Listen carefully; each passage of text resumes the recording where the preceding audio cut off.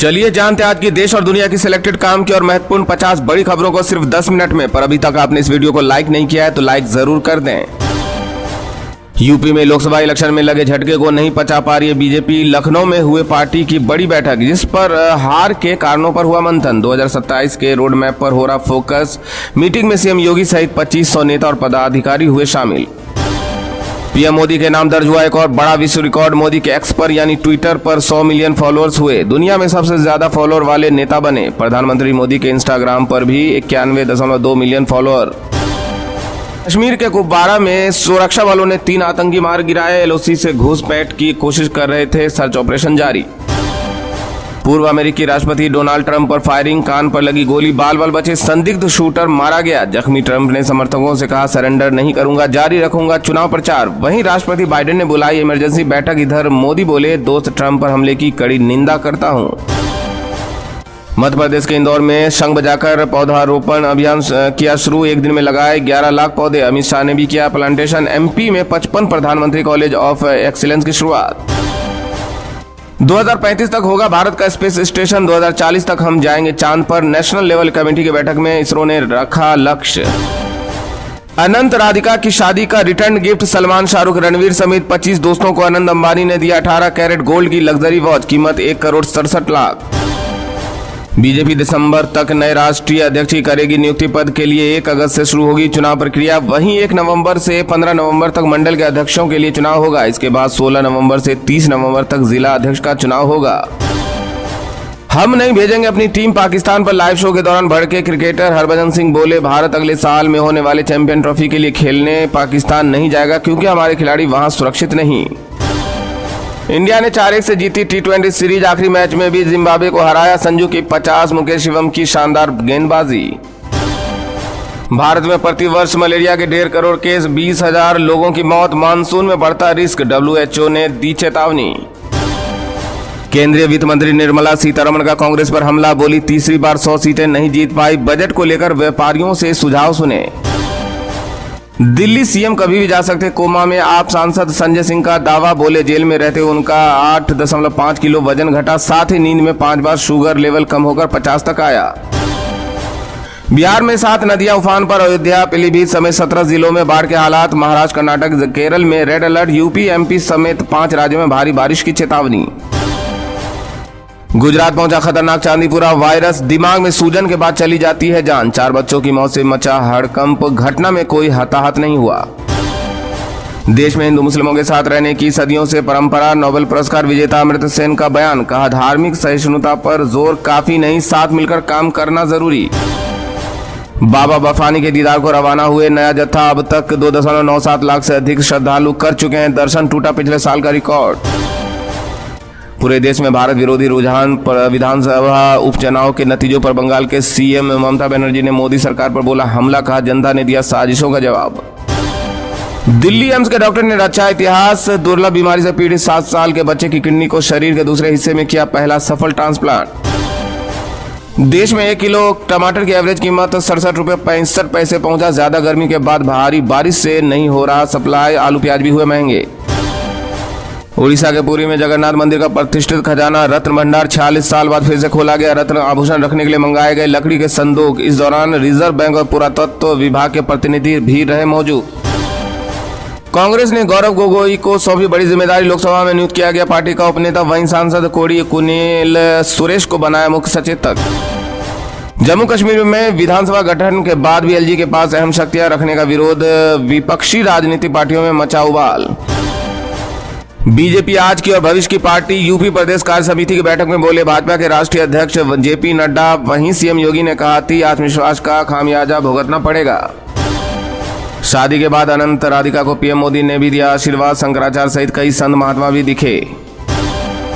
दिल्ली में Bharat in Paris को Olympic जागरूकता दौड़ को केंद्रीय मंत्री गिरिराज सिंह और भाजपा सांसद मनोज तिवारी ने दिखाई हरी झंडी। इस बार भारतीय एथलीट रच सकते हैं इतिहास।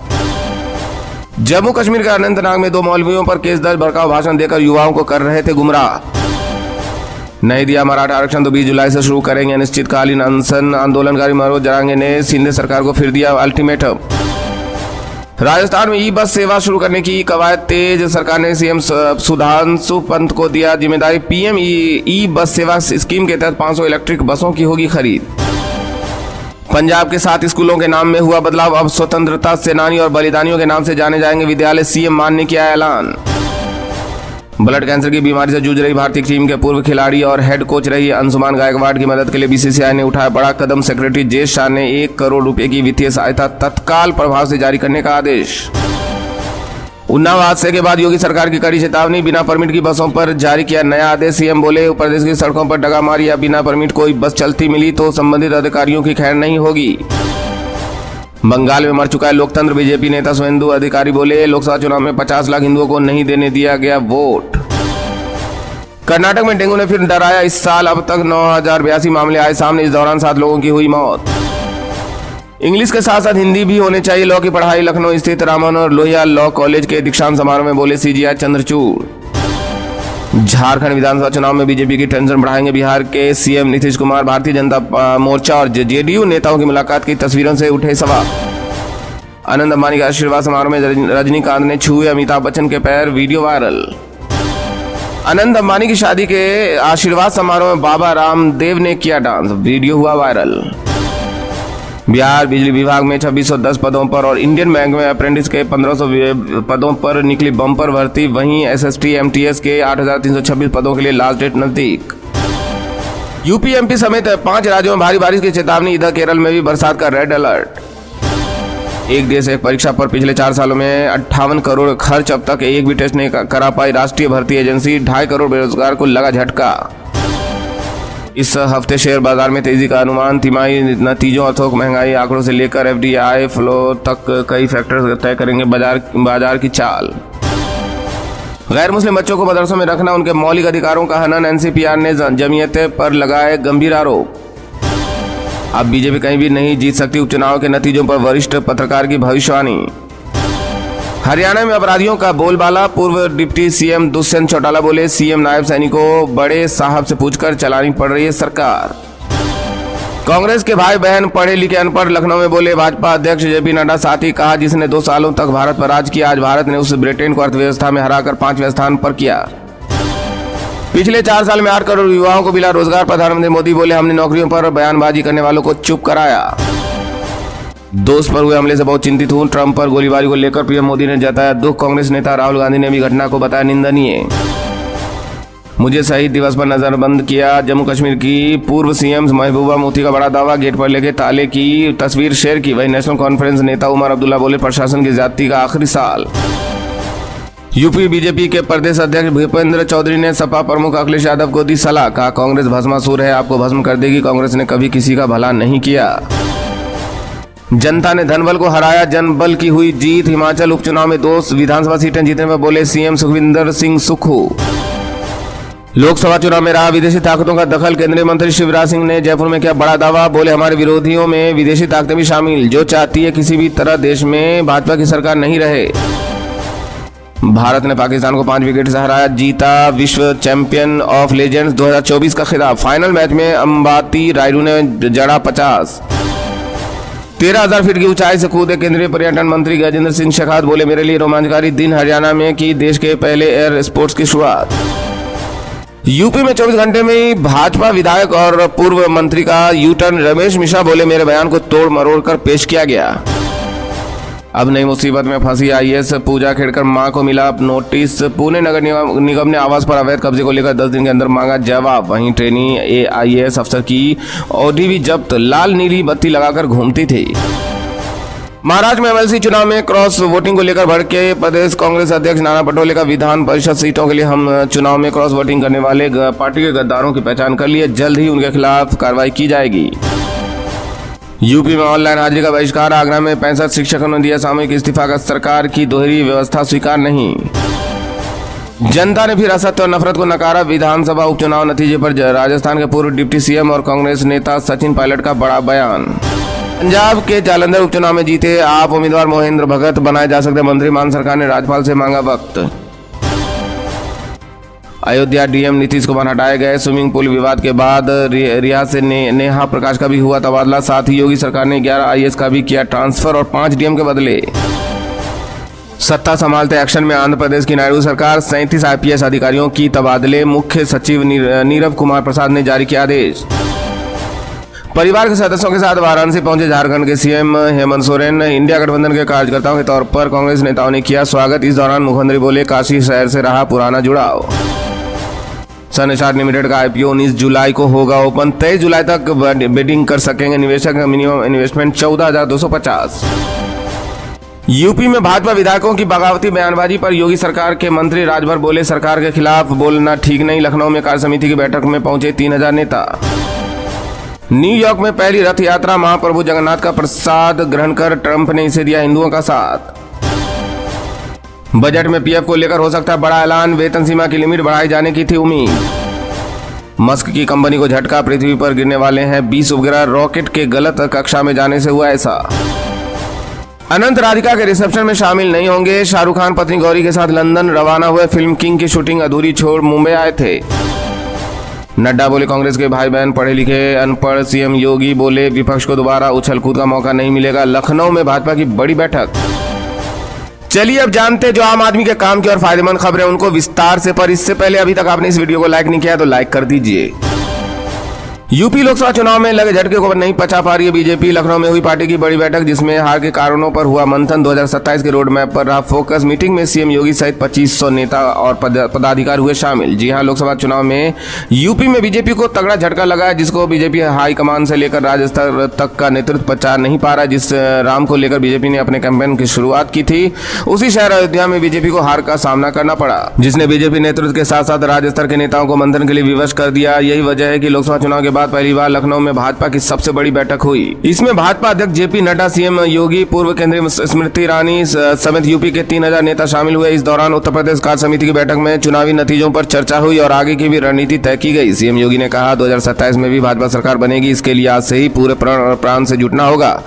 कार्यकर्ताओं को संगठन के साथ मिलकर के काम करना होगा। जो लोग उछल कूद करने का प्रयास कर रहे हैं, मुझे लगता है कि दोबारा इनको उछल कूद करने का मौका नहीं मिल पाएगा। बीजेपी अध्यक्ष JP नड्डा ने कहा कि यूपी में इंफ्रास्ट्रक्चर एक कल्पना थी, लेकिन आज 4 लेन की सुविधा हर जगह। उन्होंने कहा कि आज माफिया के लिए फातिहा पढ़ने वाले लोग कैसे चिल्ला रहे हैं। प्रधानमंत्री की हर योजना में हर तबके का ख्याल रखा गया। सपा ने आरक्षण में सेंध लगाने का काम किया। मोदी पहले प्रधानमंत्री जो संविधान को सिर पर रखकर नई संसद में गए थे। वहीं प्रदेश अध्यक्ष भूपेंद्र चौधरी ने कहा कि अखिलेश यादव आपको सावधान कर रहा है, कांग्रेस भस्मासुर है और बहुत जल्दी आपको ठिकाने लगा देगी। कांग्रेस की नजर आपके मुस्लिम वोट पर पड़ गई है। उन्होंने कहा, सपा और कांग्रेस जैसे परिवारवाद और जातिवाद ने अफवाह फैलाई है। मुस्लिम वोटों को डर दिखाकर उनका वोट लेने के लिए नया तरीका तलाश हमें शिकार बनाए।